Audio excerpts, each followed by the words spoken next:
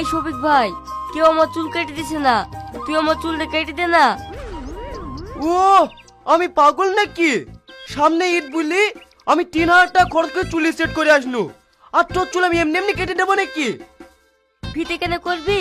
লে ভাই, তোকে এক প্যাকেট বিড়ি দেবো। তুই যেমন চাষা তোর মুখে বিড়ি মানাবে। সামনে যে ঈদ, ভালো ভালো ছেলে নাকি চুল কাটবো, দুটো সিগারেট খাবো, সে ক্ষমতা তোর নাই। ভালো ছেলে না চুল কাটি কি হবে বল? ফালতু ফালতু পয়সা নষ্ট। তাই থেকে তোর কপালে একটা মেয়ে জোটে না।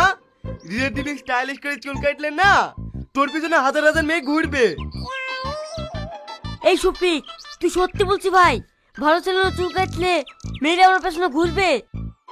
ও অবশ্যই ঘুরবে, তার লেগে তো হাজার হাজার টাকা খরচ করি চুলের পিছনে।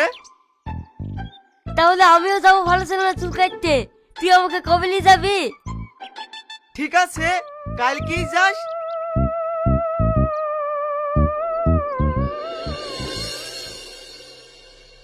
মা, আমি বড় ছেলে না চুল কাটতে যাবো, আব্বাকে টাকা দিতে বলো।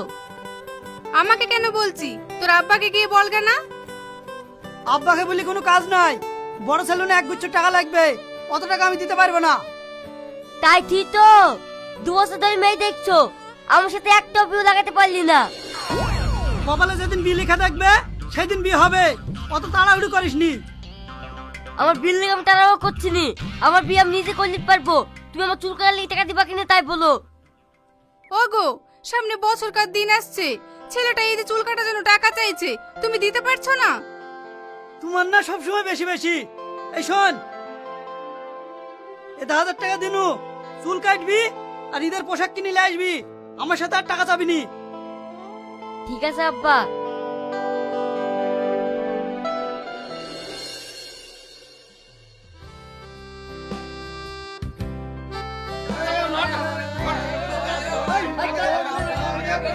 এই তোমরা হইতে করবে না, কেউ যদি লাইন ভেঙে আগে যাওয়ার চেষ্টা করো তার কিন্তু 1000 টাকা ফাইন লাগবে।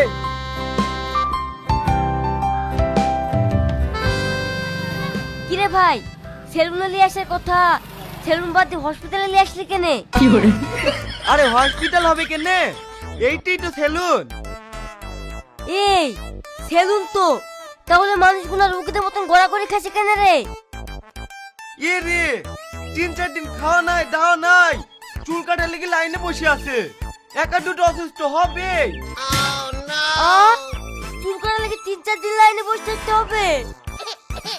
ও রিডে মেয়ে পড়া বা, আর 2 দিন